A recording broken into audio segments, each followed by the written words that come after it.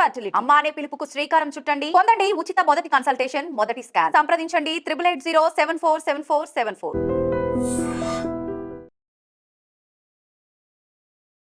Welcome to I dream. నేను మీ భవ్య. ఈ మధ్య కాలంలో మీకైనా నాకైనా చుట్టుపక్కల ఉన్న వాళ్ళు సడన్గా మైండ్ అప్సెట్ అయిపోవడం, దానికి డైరెక్ట్ డెసిషన్స్ ఏం తీసుకుంటున్నారు, సూసైడ్ చేసుకోవాలని. అసలు థాట్స్ ఎందుకు వస్తాయి? వీటి గురించి మాట్లాడడానికి మన దగ్గర ప్రొఫెషనల్ డాక్టర్ ప్రతిమా మ్యామ్, సైకాలజిస్ట్ ఉన్నారు. సో హలో మేడం, ఎలా ఉన్నారు? హలో, బాగున్నాం మేడం, మనం బాగున్నాం ఇప్పుడు. బట్ బయట వాళ్ళకి ఏమవుతుంది, వాళ్ళు ఉన్నట్టుండి కాసేపు బాగున్నట్టే కనిపిస్తారు, మళ్ళీ వెంటనే నైట్కి నైటే డెసిషన్స్ అయిపోతుంటాయి. నెక్స్ట్ లేచి చూసేసరికి వాళ్ళు సూసైడ్ చేసుకున్నారు అనే న్యూస్ వినాల్సి వస్తుంది. మనం ఎందుకు ఈ థాట్స్ అనేవి అసలు ఎందుకు డెవలప్ అవుతాయి అంటారు? ఇది నీడ్ ఆఫ్ అన్ అవర్ అమ్మ. నిజంగా చాలా మంచి క్వశ్చన్ చేస్తున్నారు. బికాజ్ చాలా మందిని ఈ మధ్య కాలంలో చూస్తున్నాము. సూసైడ్ ఎంత సులభంగా అయిపోతుందంటే వాళ్ళకి ప్రాణాలు కాపాడుకోవడానికి ఉన్న ఆ గట్స్ ఎట్లా అయితే ఈ చనిపోవడానికి ఎంతైతే మనం ఎనర్జీ గ్యాదర్ చేసుకుంటామో, ఆ కాన్ఫిడెన్స్ బిల్డ్ చేసుకుంటామో, బతికి చూపిద్దామన్న కాన్ఫిడెన్స్ చాలా తక్కువైపోయింది జనాల్లో. ఇది కరెక్టో కాదో నాకు తెలియదు, కానీ బతకాలన్న పంతం లేదు. బతికి నేను సాధిస్తాను, ఈ ప్రాబ్లమ్స్ అంతా కామన్ అని తీసుకునే శక్తి లేక ఎవరైతే వాల్యూ కోల్పోతున్నారో తండ్రి ముఖ్యంగా వాళ్ళని మనం చూస్తూ ఉంటాము సూసైడ్ అటెంప్ట్ చేసుకోవడం. రీసెంట్గానే 1 year క్రితము నేను కేసు విన్నాను. అంటే నేను ప్రత్యేకించి తీసుకోలేదు, మా ఫ్రెండ్స్ ఎవరు తీసుకుంటే వాళ్ళది చాలా పెద్ద కేసు అయిందనమాట. ఇలాగే అంటే వాళ్ళ దగ్గరకు వచ్చి కౌన్సిలింగ్ చేసుకున్న మరుక్షణం వాళ్ళకి తెలిసింది, కానీ వాళ్ళు అప్పటికే అమ్మా నాన్నలకి చెప్పేశారు అతనికి సూసైడల్ టెండెన్సీస్ ఉన్నాయి, కొంచెం జాగ్రత్త పడండి, ఇంట్లో ఇలాంటి వాతావరణం పెట్టండి. అది ఒకరోజు అతను మామూలుగానే ఉన్నాడు, నెక్స్ట్ డేనే వాళ్ళకి న్యూస్ ఏం వచ్చిందంటే సూసైడ్ కమిట్ చేసుకున్న తన తర్వాత రియాక్షన్ ఎలా ఉంటుందని అంటే ఈ కేసు వీళ్ళ మీద పడిపోయింది అనమాట. అంటే కౌన్సిలింగ్కి వచ్చాక వాళ్ళు సూసైడ్ చేసుకున్నారు అన్న యూనో అసలు ఎలాంటి సిచ్యువేషన్స్ అని చిన్న చిన్న ప్రాబ్లంకి కూడా అతి సెన్సిటివ్ వేలో వెళ్ళిపోవటం, అసలు ఇంకా పరిష్కార మార్గం అనేది లేదు అని నిర్ధారించుకోవడం అన్నది ఎంతవరకు కరెక్టో అని నాకు అర్థం కావట్లేదు. ఇప్పుడు కొత్తగా మనం సోఫా కొంటాం అనుకున్నామ్మా, లేకపోతే కారే అని తీసుకో, దానికి ఒక చిన్న డెంట్ పడినా అయ్యో కుయ్యో ముర్రో అనుకుని మొత్తుకుంటాం. అదే కొత్త సోఫా లక్షల్లో కొనేసి ఇంటికి వచ్చిన తర్వాత దాన్ని కత్తి తీసుకొని పొడిచాను చేశానంటే ఎలా ఉంటుంది? ప్రాణం విలవిల్లాడిపోతుంది. అంటే వస్తువుకున్న విలువ మనిషి ప్రాణానికి లేదా? అది పోతే వస్తుంది, మనిషి ప్రాణం పోతే వస్తుందా? అసలు అంత సెన్సిటివ్ ఉంటారు, డెసిషన్స్ తీసుకోలేరు అని అంటారు కదా మేడం. బట్ అంత సెన్సిటివ్ ఉన్న వాళ్ళైతే ఇన్ఫ్యాక్ట్ చుట్టూ ఉన్న వాళ్ళ గురించో లేకపోతే పేరెంట్స్ గురించో వీళ్ళ గురించి ఆలోచిస్తారు కదా. బట్ అలా ఆలోచించకుండా అంటే వాళ్ళు ఏం సాధిద్దాం అనుకుంటారు సూసైడ్ చేసుకునే ముందు? అసలు ఏమొస్తుందని ఎక్స్పెక్ట్ చేస్తారు వాళ్ళు?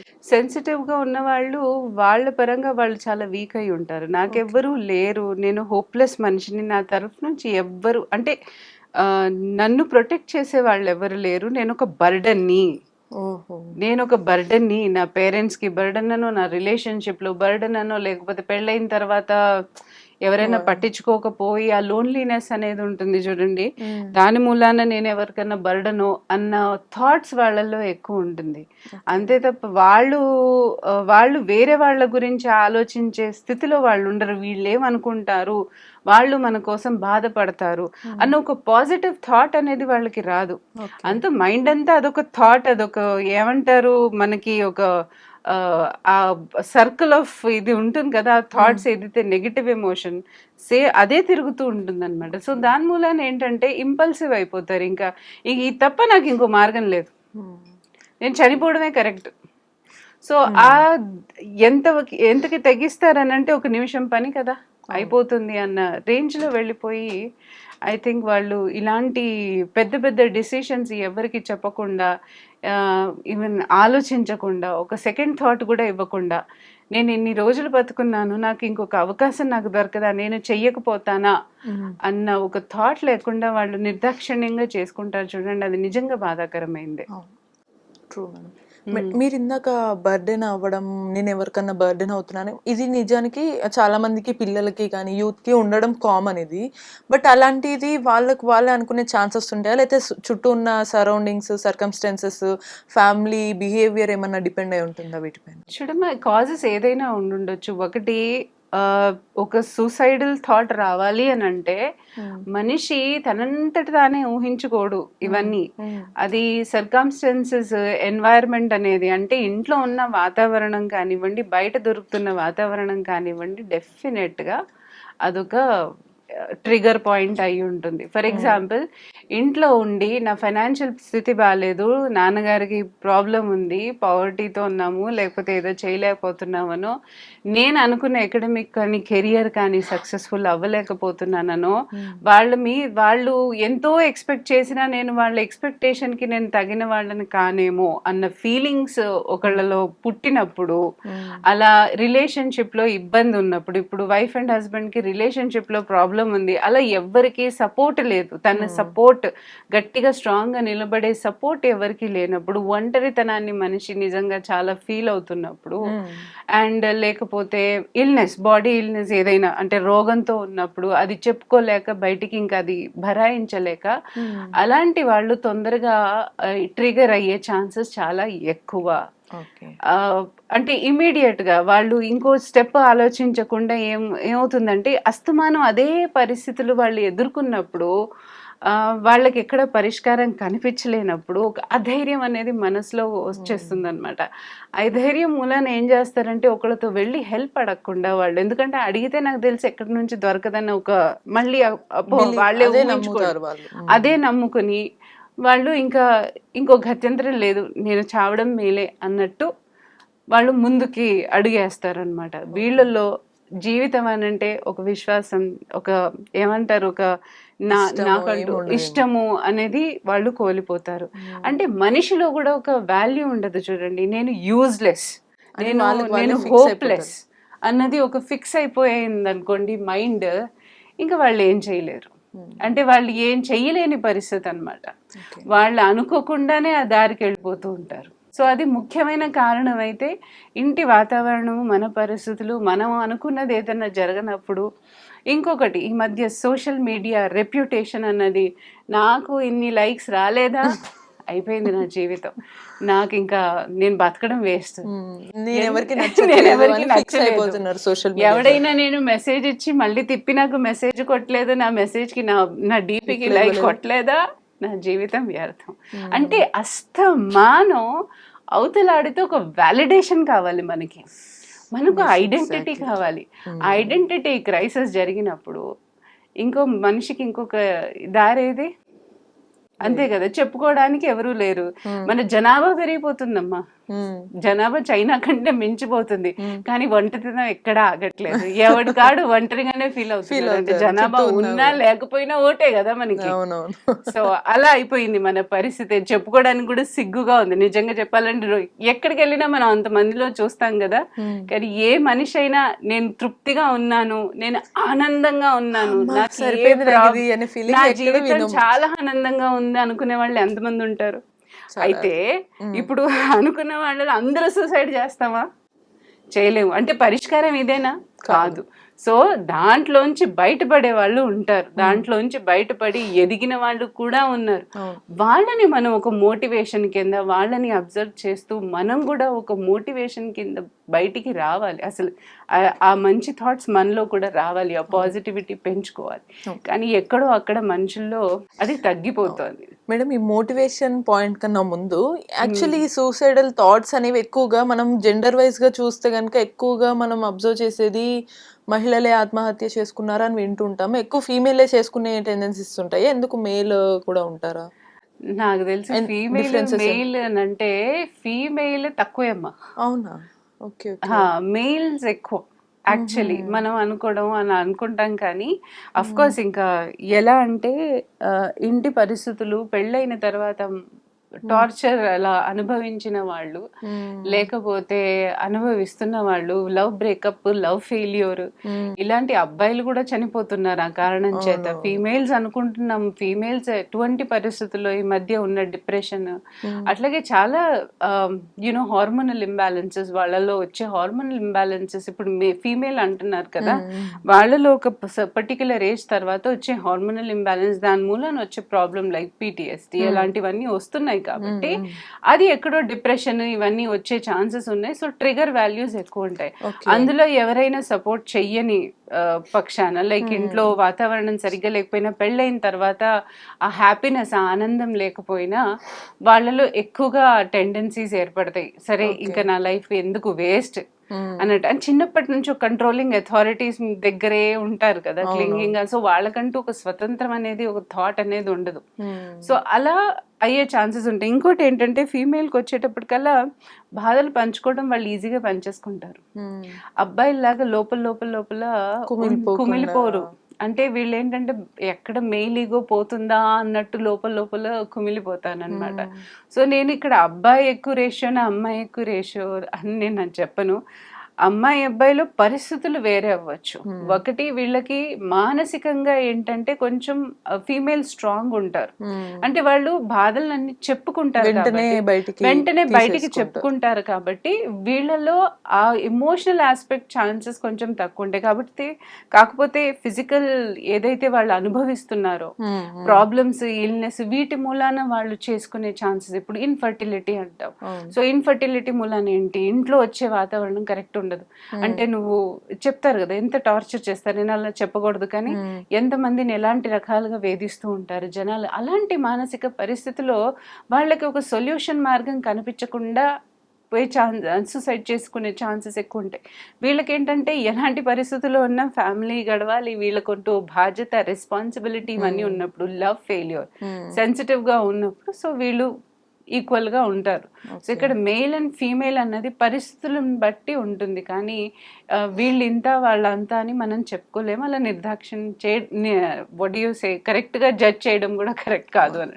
ఫైనల్ గా మ్యామ్, ఈ సూసైడ్ అనేది అసలు చాలా, మనం ఎంత చెప్తున్నా కూడా మోటివేషన్ మనం ఈ పూటకి ఇస్తే ఆ 5 నిమిషాలు వాళ్ళు ఆగుతారేమో. బట్ ఇప్పటివరకు ఏమన్నా కేసెస్ చూసారా మ్యామ్? ఒకవేళ high tendency of suicidal tendencies ఉన్నప్పటికీ కూడా చుట్టూ సర్కమ్స్టెన్సెస్ అంతా కూడా కొద్దిగా మారితే ఓకే వీళ్ళు ఇప్పుడు సెట్ అయ్యి లైఫ్ లో హాయిగానే ఉన్నారు అని అనుకునే వాళ్ళు ఎవరైనా ఉన్నారా? జనరలీ ఏంటమ్మా, డిప్రెషన్ హై దీంట్లో వెళ్ళినప్పుడు అంటే ఒక కెమికల్ మన బాడీలో ఒక సెరోటోనిన్ అనేది చాలా డ్రాప్ అవుతుంది అనమాట.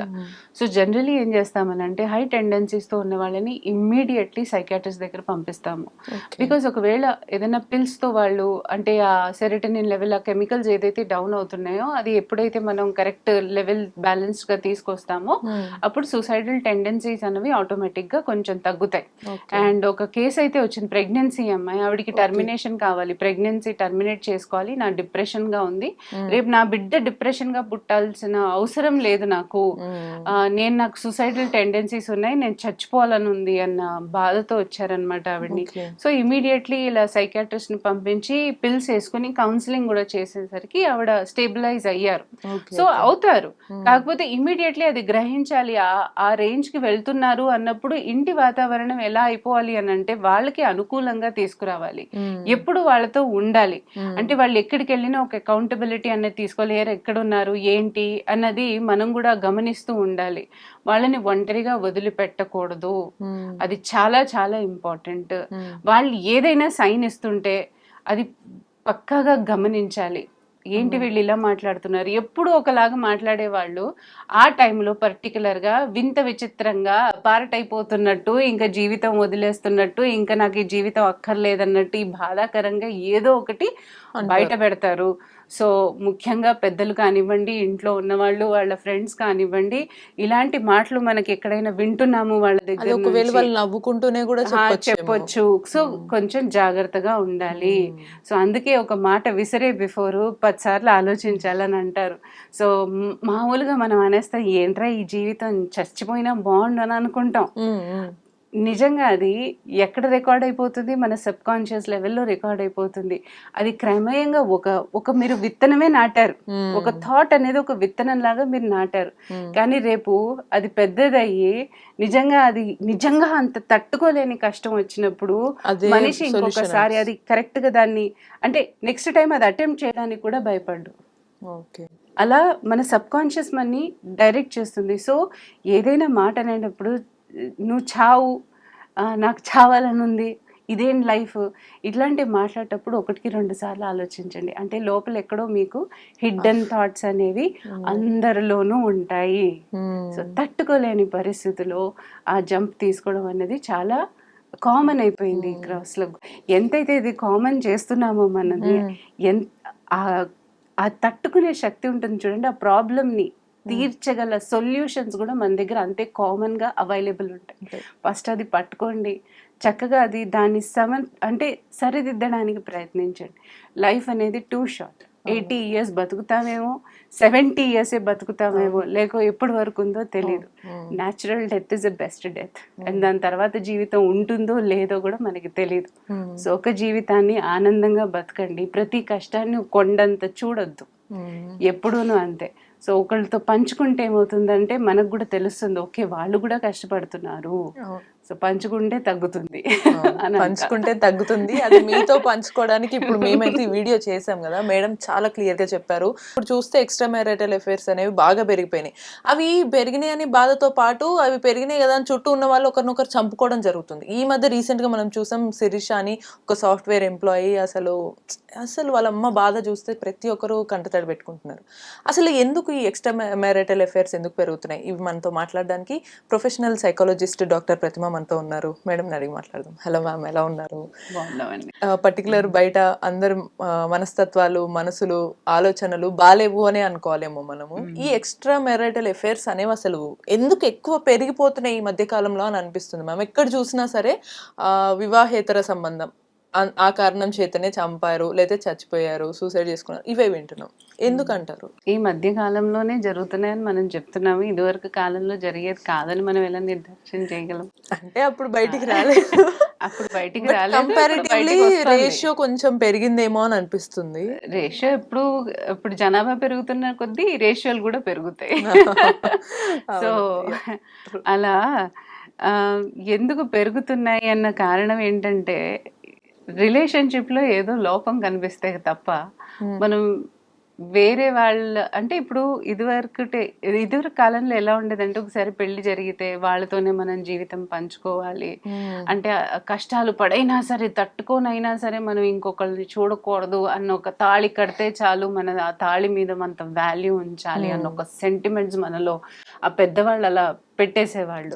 అంటే ఒకరిని తప్ప ఇంకొకరిని ప్రేమించకూడదు అని ఎందుకు చెప్పేవాళ్ళు అని అంటే, మన రిలేషన్షిప్ బంధం అనేది చాలా పవిత్రమైంది. లైక్ యునో, ఇద్దరు ఒకవేళ కలిసి వాళ్ళు సంసారం చేస్తున్నారు, వాళ్ళ పిల్లలు కానివ్వండి, వాళ్ళకు ఒక ఫ్యామిలీ అనేది ఏర్పడుతుంది. అదొక దాన్ని మనం ముందుకి తీసుకెళ్ళాలి. అదే లెగసీ, అదే క్రియేషన్ లాంటిది. ఆ ఫ్యామిలీని అనుభవించి మన పిల్లలు, అది వాళ్ళ పిల్లలు అనేది ఒక పెద్ద కుటుంబం లాగా అయ్యి, ఒక సంసారం అంటే ఏంటో అని లైఫ్ ఎగ్జాంపుల్ చాలా మంది మనకి చూపించారు. సో మనం క్రమేయంగా అదే లెగసీ ఫాలో అవుతూ ఇంతవరకు వచ్చాం. కానీ ఇప్పుడు ఏంటంటే, మనకి అంత పెద్ద కుటుంబాలు లేవు, మనం న్యూక్లియర్ ఫ్యామిలీస్ అయిపోయాం. మనలో ఏంటంటే, ఇదివరకు కష్టపడే వాళ్ళ డబ్బుల కోసం, అంటే పిల్లల కోసం, ఇటు అమ్మ కోసం, ఇటు నాన్న కోసం, అంటే ఏదో ఒక బాండింగ్ అనేది మనలో ఎక్కువ ఉండేది. అంతే ప్రేమ ఆప్యాయతలు వాళ్ళ పట్ల చాలా ఎక్కువ ఉండేది. అంటే మనం దేన్నీనో మన స్వార్థం అనేది చాలా తక్కువ, అంటే ప్రతిదీ మనము అన్న థాట్ అనేది ఎక్కువ ఉండేది. ఇప్పుడు నాది, ఇది నేను, రైట్, ఇది నా ప్రేమ, ఇది నాకే, ఇది నేను, నాకు ఇంపార్టెన్స్ కావాలి. సో మనము అన్న కాన్సెప్ట్ ఎప్పుడైతే నాది అన్నది మారింది, నాకే కింద కొంచెం పక్కన ఇలా పెడితే ఆటోమేటికలీ మన రిలేషన్షిప్స్ అన్నవి ఎంత డైవర్సిఫై అయిపోయాయో చూడండి. అంటే భార్యాభర్తలు అని అంటే ఇప్పటి కాలంలో రొమాన్స్, మనం అంటాం రొమాన్స్ కావాలి. రొమాన్స్ అంటే ఏంటో కూడా దానికి అర్థాలు మార్చేసాం. చిట్టి పొట్టి కబుర్లు వేసుకుని, సరదాగా నవ్వుకుని, సరదాగా ఒకళ్ళనొకళ్ళు ఏదో మాట వరుసకు అనుకుని ఏదో అదో అంటే రొమాన్స్ అంటే లస్ట్ కాదమ్మా ఇక్కడ. దట్ ఈస్ ఫస్ట్ రిలేషన్షిప్ లో ఎప్పుడు బయటకు పోయేది అదే. తర్వాత ఏదైతే బాండింగ్ ఏర్పడుతుందో వాళ్ళిద్దరి మధ్య, ఎంత గొడవలైనా నువ్వు నేను సమానం, నీ తండ్రి నా తండ్రి, నా తల్లిదండ్రులు నీ తల్లిదండ్రులు వేరు కాదు, మన కుటుంబం మనది. ఇప్పుడు ఏదైనా గొడవ జరగని మీ అమ్మ ఏమంది మీ అమ్మ ఏమంది అని కాదు, అక్కడ మన వాళ్ళు మన్నేమన్నారు అన్నది ఒక పరిష్కార మార్గంగా మనం తీసుకోవట్లేదు. సెల్ఫ్ ఈగో కింద ఎప్పుడైతే మాట్లాడుతున్నావు అంటే నీ అర్హతలేంటి నా అర్హతలేంటి, నీ సంపాదన ఏంటి నా సంపాదన, నువ్వెటు ఉండాలి నేను ఎక్కడ ఉండాలి, నీ రెస్పెక్ట్ నా రెస్పెక్ట్, మనది అన్నది ఏం లేదు కదా అక్కడ. సో ఇండివిజువాలిటీ పెరిగిపోయింది కాబట్టి రిలేషన్షిప్ లో చాలా డిఫరెన్సెస్ వచ్చాయి. ఎప్పుడైతే మన ఎక్స్పెక్టేషన్స్ డౌన్ వెళ్తున్నాయి అని అంటే అప్పుడు మనము అదేంటి ఈ రిలేషన్షిప్ లో వచ్చాం అంటే ఒక స్వతంత్రమైనది. మనం స్వతంత్రం అంటే మనకి ఎలా థాట్స్ వస్తాయంటే మనకు ఫ్రీడమ్ కావాలి, మనం ఒకళ్ళు కింద బతకడం కాదు, వాళ్ళతో సమానత్వం కోరుకుంటున్నాం. కాబట్టి ఇప్పుడు ఏంటంటే కొంచెం ఆ దీంట్లో డిఫరెన్స్ వచ్చినా, డిఫరెన్స్ ఆఫ్ ఒపీనియన్ వచ్చినా మనకి ఎలాంటి లిబర్టీస్ వస్తున్నాయంటే అది లీగల్ గా కూడా నువ్వు ఎక్కడైనా వెళ్ళినా నిన్ను క్వశ్చన్ చేసే పని లేదు అని మనకి కోర్టు నుంచి కూడా వచ్చినప్పుడు అఫీషియల్ గా అయిపోయింది. దాంట్లో ఇప్పుడు ఎలా అంటే నీ దగ్గర నుంచి ఆ సుఖం దొరకట్లేదు కదా నాకు, వేరేళ్ళని ఎత్తుక్కోవడంలో నేను తప్పెక్కడ చేస్తున్నా. ఇక్కడ సుఖం అని మీరు అన్నారు కదా మేడం, సుఖము అనే పాయింట్ ని వీళ్ళు ఏ బేసిస్ మీద క్యాల్కులేట్ చేసుకుంటున్నారు అంటే ఏమైనా ఉండొచ్చు. ఇప్పుడు చూడండి, సుఖం అనేది ఒక్కొక్కళ్ళకి ఒక్కొక్క డెఫినేషన్ ఉంటుంది. ఎక్కువగా ఏంటంటే జీవితంలో అది లస్ట్ అని అంటాం కదా, సో అది ఎక్కువ కోరుకునే వాళ్ళకి ఏంటంటే అలాంటి సుఖాన్నే వెతుక్కుంటూ ఉంటారు. ఎమోషనల్ బాండింగ్ అంటాం, అంటే వాళ్ళు వినాలి, మన బాధలు పంచుకోవాలి, మనతో పాటు మాట్లాడాలి, మన అర్థం చేసుకోవాలి. అర్థం అంటే ఇంకా అంటే మనం ఏమన్నా చెప్తే వినాలి అవతల వాడు, సో మనతో ఉండాలి, మనము అంటే వాళ్ళ ప్రెజెన్స్ మనకు కనిపించాలి జీవితంలో. ఆ ఇంపార్టెన్స్ అనేది మనకు కావాలి రిలేషన్షిప్ లో అన్నప్పుడు. ఎప్పుడైతే వాళ్ళు కట్టుకున్న వాళ్ళ రియల్ రిలేషన్షిప్ లో ఇవన్నీ వాళ్ళు కోల్పోతున్నారో అప్పుడు ఆటోమేటిక్ గా ఎవరైతే ఇస్తున్నారో వాళ్ళ దగ్గరికి ఆటోమేటిక్ గా మనసు అనేది వెళుతుంది. మనకి ఏమనిపిస్తుంది అంటే ఇక్కడ దక్కట్లేదు కదా, సో వాళ్ళైతే అన్నీ చేస్తున్నారు, నాకు నచ్చినట్టు ఉన్నారు, అది కొత్త ఇది అన్నమాట అటెన్షన్. సో అలా వాళ్ళు డైవర్ట్ అయ్యే ఛాన్సెస్ ఉన్నాయి. అలాగే ఎప్పుడు ఫిజికల్ గా టార్చర్ చేసి కష్టపెట్టి వాళ్ళని, లేకపోతే కమాండ్ చేసో, లేకపోతే వాళ్ళని ఇంకో విధంగా మానసికంగా ఏదైనా టార్చర్ చేసే మనుషులు ఇప్పుడు ఏంటంటే రిలేషన్షిప్ లో అంత టార్చర్ అనుభవించాల్సిన పని లేదు కదా. సో సమాజానికి దూరంగా ఇవన్నీ ఎవరికి తెలియకుండా నేను మెయింటైన్ చేస్తే ప్రాబ్లం ఏముంది అంటారా, అనుకుంటారా?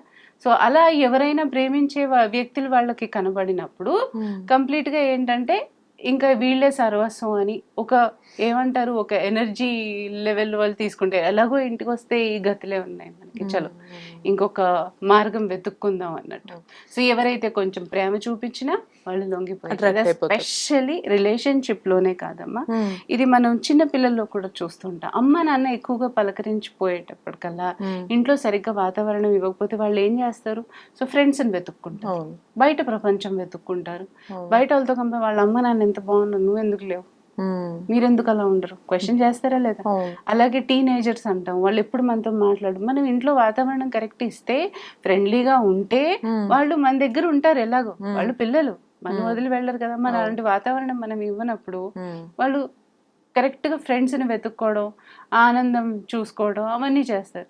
సో ఎవరైనా ఇంట్లో తన పరిస్థితిలో దక్కనిది వెతుక్కుంటూ ఎందుకు వెళ్తారంటే, వెతుక్కుంటూ అలాంటిది ఏదైనా మనకి నచ్చని దొరికిన చోట డెఫినెట్లీ మనిషి అనేవాడు వెళ్ళిపోతారు. మ్యామ్ ఇక్కడ ఓకే. మనకి కావాల్సింది దొరకాలి కాబట్టి వేరే దగ్గరికెళ్ళడం వరకు ఓకే. బట్ కావాల్సిన దానికోసం వేరే వాళ్ళని హార్మ్ చేసి ఆల్మోస్ట్ చంపేసే అంత రేంజ్ అవసరం లేదేమో కదా అనిపిస్తుంది. ఇప్పుడు ఇందాకే మనం అనుకున్నాం శిరీష అమ్మాయి కేస్ చూసుకుంటే వాళ్ళ సిస్టర్ ఇన్ లానే తన ఎక్స్‌ట్రా మ్యారిటల్ అఫైర్ బయటకి ఎక్కడ చెప్పేస్తుందో అని తినని చంపేసిందనే వార్త వింటున్నాం మనం.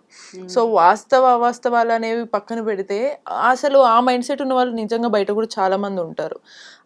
వాళ్ళు నిజంగానే నాకు వాళ్ళ వాళ్ళ తన పార్ట్నర్ లేరనుకున్నప్పుడు, తను ఎక్స్‌ట్రా మ్యారిటల్ అఫైర్ పెట్టుకున్నప్పుడు, దాని మీద వాళ్ళకెందుకు కాన్ఫిడెన్స్ ఉండదు?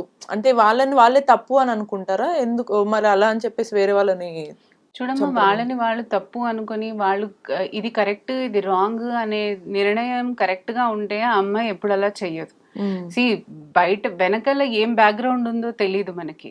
మనకు వచ్చే న్యూస్ ఏంటి అని అంటే ఇప్పుడు ఆడబడుచు ఎక్కడ ఈమె అఫైర్ బయటపడిపోతే సంసారాలు ఇదైపోతాయో లేకపోతే మా పరువు పోతుందో అని అనుకుని చంపేయడానికి దిగింది, రైట్? సో కానీ ఇప్పుడు ఈమె చంపేయడానికి దిగిందంటే వీళ్ళ కుటుంబం పరువు అంతా వచ్చేస్తుందా వెనక్కి? సో ఇది తెలిసిన వాళ్ళు, ఐ మీన్ ఇది తెలిస్తే వాళ్ళ పరువు పోదా? పోతుంది. మరి అదెందుకు ఆలోచించలేదు అమ్మాయి? సో బ్యాక్ ఎండ్ ఏదైనా ఉన్నా మీరు చూడండి తన మానసిక పరిస్థితి ఎలా ఉందో. అసలు ఏమనుకున్న అమ్మాయి అలా అంత పెద్ద స్టెప్ తీసుకుంది? ఒకళ్ళని చంపాల్సిన అవసరం ఏముంది అక్కడ? సో ఇవన్నీ అసలు యాక్చువల్లీ ఎప్పుడైతే ఇవన్నీ బయటపడతాయో మనం మాట్లాడడానికి ఛాన్సెస్ ఉంటాయి. సో ఇవన్నీ తెలియకుండా ఓన్లీ ఒక హింట్ పట్టుకొని, ఎందుకంటే ఎక్స్ట్రా మ్యారిటల్ అఫైర్ పెట్టుకుంది కాబట్టి తను చంపాలని అనుకుంటుంది అన్న ఉద్దేశం అయితే ఇక్కడ ఉండదు. ఒకవేళ చంపేవంత అంటే ఎక్స్ట్రా మ్యారిటల్ అఫైర్ పెట్టుకుంది కుటుంబం పరువు పోతుందని అనుకున్నామా? ఇలా కూడా పోతోంది కదా. మరి తిను చేసిన పని కూడా చాలా గొప్ప పని ఏం కాదు కదా అక్కడ.